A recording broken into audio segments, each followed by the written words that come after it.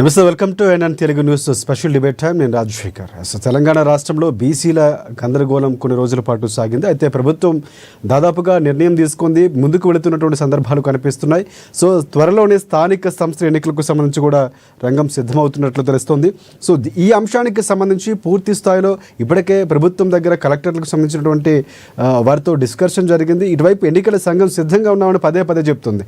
Court order కూడా ఈ నెల 30 లోపు నిర్వహించాలని చెప్పింది. స్థానిక సంస్థల ఎన్నికలకు పార్టీల పరంగా 42% రిజర్వేషన్లు ఇచ్చేందుకు ఒక జీవో జారీ చేసే అవకాశం కనిపిస్తుంది. ఆ దిశగా ముందుకు వెళ్ళబోతున్నట్లు తెలుస్తోంది. సో ప్రధానంగా ఈ అంశానికి సంబంధించి సెక్షన్ 285(b)తో ఈ అంశాన్ని సవరించబోతున్నారు. సో దానికి అనుగుణంగానే ఇక్కడ ఆర్డినెన్స్ జారీ చేసిన తర్వాత పూర్తి స్థాయిలో పూర్తి డేటా బయటికి రిలీజ్ చేసే అవకాశం కనిపిస్తుంది. ఇదే అంశానికి సంబంధించి దసరాలోపు ఒక ప్రకటన వెలువడబోతున్నట్లు కూడా తెలుస్తుంది. సో ముందుగా ఈ అంశానికి సంబంధించి మనం డిబేట్ కంటిన్యూ చేద్దాం. మనతో పాటు ప్రముఖ రాజకీయ విశ్లేషకులు బండారు రామ్మోహన్ గారు ఉన్నారు. వారికి ప్రత్యేక నమస్కారం. అలాగే కాంగ్రెస్ పార్టీ నుంచి టీపీసీసీ అధికార ప్రతినిధి డాక్టర్ శివలాల్ గారు మనకు అందుబాటులో ఉన్నారు. వారికి కూడా ప్రత్యేక నమస్కారం. అలాగే బీఆర్ఎస్ నుంచి రామ్మోహన్ గారు కాసేపట్లో జాయిన్ కాబోతారు. అలాగే బీజేపీ నుంచి అధికార ప్రతినిధి గంగాపురం వెంకటరెడ్డి గారు ఉన్నారు. వారికి కూడా ప్రత్యేక నమస్కారం. ఒకసారి మనం రాజకీయ విశ్లేషకులు బండారు రామ్మోహన్ గారి దగ్గరికి వెళ్దాం. రామ్మోహన్ గారు నమస్తే అండి.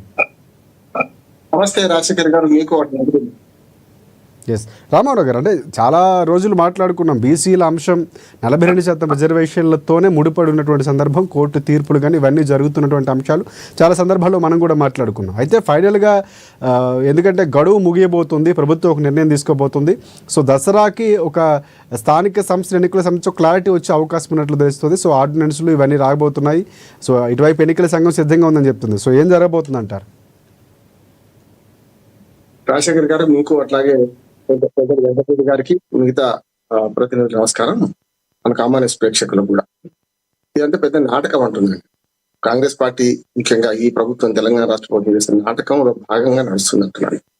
ఈ మాట ఎందుకంటున్నాను, నాటకం అనే పెద్ద మాట ఎందుకంటున్నాను అంటే, స్పష్టంగా ఇవాళ కోర్టు తీర్పును కాలరాస్తూ ఇప్పటిదాకా ఏమీ చేయకుండా ఈ ఒక్క వారం రోజులు అయితే 30వ తారీఖు గడువు ముగుస్తుందనగా మళ్ళీ ఈ కసరత్తు మొదలుపెట్టారు. మొదటి నుంచి కూడా ఈ ప్రాసెస్ లో 30 సెప్టెంబర్ లోపు ఎన్నికలు జరగవు అని చెప్పినా అదే జరుగుతుంది. నేను జోస్యం చెప్పలే, వాస్తవాలు చెప్పినాను.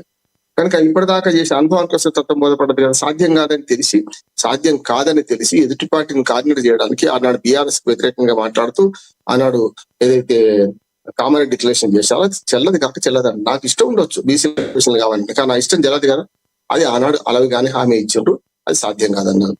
తర్వాత ఎప్పుడైతే 2013 నుంచి ఇప్పటిదాకా స్థానిక ప్రభుత్వాల విషయాల్లో జరుగుతున్న ప్రాసెస్ అంతా చూస్తే 42% బీసీలకు రిజర్వేషన్ కూడా సాధ్యం కాదు. బీసీలు ఒకరికే కాదు, ఏదైనా సరే రిజర్వేషన్ పెంచడం సాధ్యం కాదు. 50% ఎప్పుడు సాధ్యమో ఇక్కడ బిల్లు పాస్ అయ్యి దానికి పార్లమెంట్ లో బిల్లు పాస్ చేసి దాని నుంచి 9వ షెడ్యూల్ చేర్చిన తర్వాత కూడా సాధ్యం కాదు అంటున్నారు. 9వ షెడ్యూల్ చేర్చడానికి కూడా కేంద్ర ప్రభుత్వం ఒప్పుతలేదు, ముఖ్యంగా సుప్రీంకోర్టు ఒప్పుతలేదు. ఎందుకంటే చేర్చినా కూడా దాన్ని కూడా సమీక్షిస్తాం. న్యాయ సమీక్షకు 9వ షెడ్యూల్ అని ఇష్టం ఉన్నట్టు మీరు పెట్టుకుంటే పోతే ఊరుకుంటామా, అది కూడా సమీక్షిస్తామని గతంలో సుప్రీంకోర్టు అన్నది కనుక అది కూడా చెల్లదు. కొంతవరకు సుప్రీంకోర్టు కనుక ఒకవేళ దాని పట్ల ఏమైనా కొంచెం దయ చూపిస్తే చెల్లవచ్చు. అది పోయింది కదా, లీగల్ గా లేదు. ఇప్పుడంట ఇన్ని రోజుల తర్వాత ఎప్పుడు ఈ ప్రాసెస్ మొదలు పెట్టాల్సి ఉండే. చట్టంలో పెద్ద లొసుగుంది రాజశేఖర్ గారు. ఏం చట్టం చెప్తాను, పంచాయతీరాజ్ యాక్ట్ లో ఏదైతే 1964 యాక్ట్ తర్వాత 73వ రాజ్యాంగ సవరణ 74వ రాజ్యాంగ సవరణ చేసేటప్పుడే ఇప్పుడు అసెంబ్లీ పార్లమెంట్ కు ఖాళీ ఏర్పడితే ఇప్పుడు జూబ్లీస్ ఉప ఎన్నిక ఇంకో 2 నెలలు వస్తలేదా? దానికి ఎందుకు ఆటంకులు? రిజర్వేషన్ల ఖరారు అనేది డిలిమిటేషన్ కమిటీ ఉంటుంది, చేసేస్తుంది. అప్పుడు 25 ఏళ్ళ ఎంత ముద్దతు నిర్ణయిస్తే అప్పటిదాకా రిజర్వేషన్లు అవే ఖరారు అయితే సమస్య లేదు. కేంద్ర ప్రభుత్వానికి రాష్ట్ర ప్రభుత్వాలకు ప్రమేయమే లేదు. ఎలక్షన్ కమిషన్ నిర్వహిస్తుంది, కేంద్ర ఎన్నికల కమిషన్ అవి నిర్వహిస్తుంది. రాష్ట్రాల ఎన్నికల కమిషన్లు ఏర్పాటు చేశారు. 5 ఏళ్లకోసారి ఎన్నికలు అన్నారు. మహిళలకు 33%, ఇప్పుడు 50 చేస్తున్నాం, 33% రిజర్వేషన్ అన్నారు. గ్రామ సభగా గ్రామ పార్లమెంట్ గా పార్లమెంట్ అన్న 5 ప్రధానమైన మార్పులు చట్టంలో వచ్చినాయి. అలా పెద్ద లొసుగు ఏంటంటే రిజర్వేషన్ల ఖరారు, డిలిమిటేషన్, ఈ రెండు కూడా రాష్ట్ర ప్రభుత్వ పరిధిలోకి అప్పచెప్పారు. దానివల్ల ఆ చట్టంలో చిన్న లొసుగు దానివల్ల వస్తుంది. పద్మనాభరెడ్డి గారు మేము కలిసి ఇప్పటికి 3 సార్లు 2001లో కోర్టుకు పోకుండా ఎన్నిక జరిపిన అప్పటి సమైక్యాంధ్ర ప్రభుత్వం. ఆ తర్వాత 2006లో కోర్టుకు పోకుండా ఎన్నికలు జరపలే. 2012లో కోర్టుకు పోయినాం, అప్పుడు కోర్టుకు పోయేదాకా ఎన్నికలు జరపలే. ఇప్పుడు 2019లో కోర్టుకు పోయినాం, 4 సార్లు కోర్టుకు పోతే ఎన్నికలు జరుగుతున్నాయి. ఎందుకు జరుగుతున్నాయి అంటే 6 నెలల ముందేమో పార్లమెంట్ ఎన్నికలు ఖాళీ అయితే సీట్లు ఖాళీ కాగానే 6 నెలల ముందు ఎప్పుడైనా వాళ్ళు నోటిఫికేషన్ ఇష్యూ చేయొచ్చు. 6 నెలల లోపు ఎన్నిక జరపాలి. అదే కనుక అసెంబ్లీలో పార్లమెంట్ రద్దు కాకముందు 6 నెలల ముందు నుంచి ఎలక్షన్ కమిషన్ పరిధిలోకి పోతుంది. ఇప్పుడు చూడండి, బీహార్ లో November 22 అయిపోతుంది. 6 నెలల నుంచి మొదటి ప్రాసెస్ మొదలు పెట్టారు వాళ్ళు. రేపో ఎల్లుండి నోటిఫికేషన్ వచ్చే నెలలో వస్తుంది. కానీ ఇట్లా చూసుకుంటే స్థానిక ప్రభుత్వాలకైతే 3 నెలల టైం ఇచ్చారు. 3 నెలల ముందు పూర్తిగా ప్రాసెస్ మొదలు పెట్టవచ్చు అన్నారు. మరి చేయొచ్చు కదా. మొన్న ఈ కాంగ్రెస్ ప్రభుత్వం రాకముందు డిసెంబర్ లో ప్రభుత్వం వచ్చింది. జనవరి 31 నాటికి అయిపోతుంది. ఫిబ్రవరి నుంచి ఖాళీ. పంచాయతీ సర్పంచ్ ఎన్నికలు ఎప్పుడు చర్య తీసుకోవాలి? డిసెంబర్ కన్నా ముందే. సరే, అసెంబ్లీ ఎన్నికలు వచ్చినాయి అనుకుందాం కొద్దిసేపటికి, అప్పుడైనా చర్య తీసుకోవాలి. పోనీ అయిపోయినాక 3 నెలల లోపు జరపాలి కదా.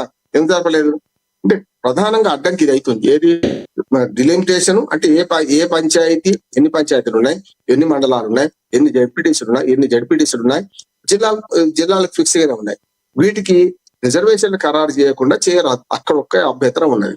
ఇప్పుడు వీళ్ళు చేస్తున్న పని ఏంటంటే ఇంకొక వారం రోజులు గడువు ఉండగా కోర్టుకు ఏదైనా పని చేసినట్టు చూపించాలంటే ఏం చేస్తున్నారంటే, ఇప్పుడు మేము చేస్తున్నాం, రిజర్వేషన్ ఖరారు చేస్తున్నాం అన్నారు. ఇప్పుడు ఇవాళ సాయంత్రానికి సీల్డ్ కవర్లు వస్తాయట. అందరికి తెలిసిందే కదా. ఇప్పటికీ పార్టీ పరంగా రిజర్వేషన్ నిర్వహిస్తారా, చేస్తారా, లేకపోతే చట్టాన్ని మారుస్తారా అనే దానికి ఇప్పుడు రుజువైతే లేదు. చట్టాన్ని మార్చే అవకాశం అయితే పోయింది. పార్టీ పరంగా రిజర్వేషన్ ఇస్తే, కాంగ్రెస్ పార్టీ రిజర్వేషన్ పార్టీ పరంగా ఇస్తే మిగతా చోట్ల రిజర్వేషన్ అది చెల్లదు కదా. కేవలం 22-23% మాత్రమే లీగల్ గా ఉంటాయి. మిగతా రిజర్వేషన్ పార్టీ పరంగా తీసుకుంటారు. బీజేపీ ఎందుకు కోరుకుంటుంది, బీఆర్ఎస్ ఎందుకు కోరుకుంటది, ఇంకా ఇతర పార్టీలు ఎందుకు కోరుకుంటాయి? పోనీ వాళ్ళని కూడా డాక్యుమెంట్ చేస్తారు.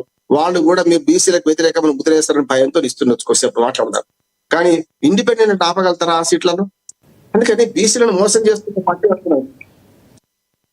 ముందుకు వెళ్తామని చెప్తుంది. ఇది కుదిరే పని కాదంటారా? స్పెషల్ జీవో జారీ చేస్తామని చెప్తుంది. పంచాయతీకి సంబంధించినటువంటి ఏదైతే సెక్షన్ 285B ఉన్నటువంటి మార్పులకు సంబంధించి అనుగుణంగానే చట్ట సవరణ చేయబోతున్నామని చెప్తుంది. జీవో జారీ చేస్తే కుదిరే పని అయితే ఇప్పటిదాకా చేయలేమండి. జీవో జారీ చేస్తే కుదిరే పని అనుకుంటే మరి 3 నెలల నుంచి ఎందుకు ఆశ్రయం చేశారు? 3 నెలల క్రితం తీర్పు వచ్చింది కదా. హైకోర్టు ఏమన్నది? నెల రోజులే వీళ్ళ టైం అడిగింది. రాజశేఖర్ గారు ప్రభుత్వం అడిగింది నెల రోజుల టైమే. జూన్ 25 నాడు తీర్పు వచ్చింది. ఒక నెల రోజులు టైం ఇస్తే మేము డిలిమిటేషన్ రిజర్వేషన్ ఖరారు చేస్తామన్నారు. ఎలక్షన్ కమిషన్ అడిగింది, మీకెంత టైం కావాలి ఎలక్షన్ నిర్వహించడానికి అన్నది. వాళ్ళు 2 నెలల టైం అడిగారు. 3 నెలలు వాళ్ళు అడిగిన టైం ఇచ్చింది. రోగి గోరింది ఇచ్చింది, రోగి గోరింది అదే అన్నట్టు వాళ్ళు ఇచ్చింది. అది ఎప్పటికైనా సెప్టెంబర్ 30 నాటికి అయిపోతుంది. కనుక మొదటి నెలలోనే వీళ్ళు చేయాల్సిన పని కదా. నిజంగానే జీవో జారీ చేస్తే సమస్య పరిష్కారం అయితే ఆ మొదటి నెలలో ఈ పని ఎందుకు చేయలేదంటున్నాను నేను. అంటే కావాలనే ఉద్దేశపూర్వకంగా ఎన్నికలు వాయిదా వేద్దాం అనుకున్నా. నేను స్పష్టంగా చెప్తున్నా, మెడకు మాట పాము కరవటం అనదు. ఇవాళ ఎన్నికలు జరపాల్సిన బాధ్యత ఈ ప్రభుత్వం మీద ఉన్నది. ఇంత వాయిదా వేస్తే అంత కాంగ్రెస్ పార్టీకి నష్టం అంటున్నాను. వాళ్ళ మీరు కూడా చెప్తున్నాను. మీరు చూడండి, పోయిన జనవరి ఫిబ్రవరి జరిపితే పార్లమెంట్ ఎన్నికల కన్నా ముందు 2024 జనవరి తర్వాత ఫిబ్రవరి మార్చిలో జరుపుకుంటే ఇవాళ చాలా స్థానిక ప్రభుత్వాలను కాంగ్రెస్ గెలిచేది. పార్లమెంట్ ఎన్నికలకు దీని మధ్య మంచి ఊపు వచ్చింది కదా. పార్లమెంట్ ఎన్నికలు 8 సీట్లు ఎత్తుకున్న కాంగ్రెస్ పార్టీ. మరి చేస్తే అయిపోయింది, ఎందుకు చేయలేదు? ఇదే జీవో చేసి అప్పుడే చేస్తే ఉండొద్దన్నా. మీరు అనవసరంగా 60 హామీ ఇస్తారు, 42% ఇస్తా అంటారు. అది సాధ్యంగా తెలుస్తుంది మీకు. తెలుసుకున్నాక ఇన్ని దిగులు చేసి చివరికి ఎక్కడికి వచ్చినట్టు జీవో జారీకి వచ్చింది. ఈ జీవో జారీ ఆనాడు ఎందుకు చేయలేదు? ఇవాళ చేస్తామంటే చెల్తుందా అంటే చెల్లదు కాక చెల్లదు. అది అడ్వకేట్ చెప్తున్నాను. రేపు పొద్దున జీవో జారీ చేసిన కోర్టుకు వెళ్తారు. ఈ సుప్రీం కోర్టు తీర్పుకు విరుద్ధంగా 70 సాధ్యం కాదంటారా? ఒక మాట సార్, సాధ్యం కాదంటారు. మరి జీవో చెల్లకపోయినాక ఏమైతే కోర్టులో పెండింగ్ ఉంది, మళ్ళీ జరపలేమంటారు. ఎట్లా ఎప్పట్లో జరిగే అవకాశం లేదంటారు. లేదు. రైట్. జీవో జారీ చేస్తే సాధ్యం. వెంకట